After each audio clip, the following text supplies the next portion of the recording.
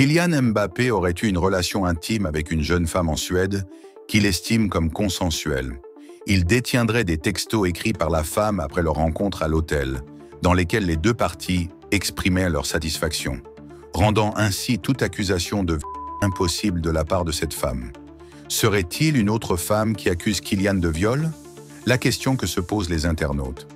L'avocat de Kylian Mbappé affirme n'avoir reçu aucune plainte pour viol, toutefois les médias suédois ont relayé l'information.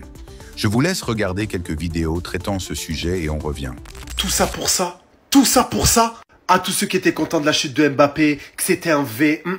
Regardez bien, Kylian Mbappé aurait eu une relation avec une jeune femme après être retourné à son hôtel. Mais le plus intéressant, c'est ce qui est écrit ici. Cette relation aurait été sans ambiguïté. Et il possède même des messages de la meuf après qu'il l'ait fait, où elle dit clairement qu'elle était contente. C'est là que tu te rends compte que quand t'es une star, tu peux plus rien faire, même en secret. L'avocat de Kylian Mbappé a enfin pris la parole pour parler des différentes accusations qu'a eu Kylian Mbappé. Voyons voir ensemble, parce que là, les amis, les accusations sont de pire en pire. Donc sur TF1, les amis, comme vous pouvez le constater, l'avocat de Kylian Mbappé prend la parole suite à l'enquête ouverte par la police suédoise. Voici ses propos. Elle dit, il n'est jamais seul, il n'est jamais exposé à se retrouver dans une situation où il y aurait pour lui une prise de risque. De ce fait, cela exclut totalement le fait qu'il y ait eu des agissements répréhensibles de sa part. Il est particulièrement serein mais éberlué de voir cet emballement médiatique. Il ne comprend pas du tout ce qui peut lui être reproché de près ou de loin. Et Romain Molina a même confié que Kylian Mbappé serait tellement touché qu'il s'est mis à consommer de l'alcool régulièrement. Personnellement, je trouve que ça c'est des informations à prendre avec des pincettes parce qu'il vit pas avec Kylian Mbappé. Comment tu peux savoir ça? La médiatisation autour de Kylian Mbappé est tellement forte que même s'il pète, les amis, ça va faire bruit. J'ai l'impression que certaines personnes en profitent pour faire du chiffre. Regardez par exemple Romain Molina qui dit encore une fois que Kylian Mbappé a fait avorter une femme lorsqu'il était au Paris Saint-Germain. Certains membres du Paris Saint-Germain l'ont appris et ont demandé 100 000 € à Faiza Lamari. Donc tout ça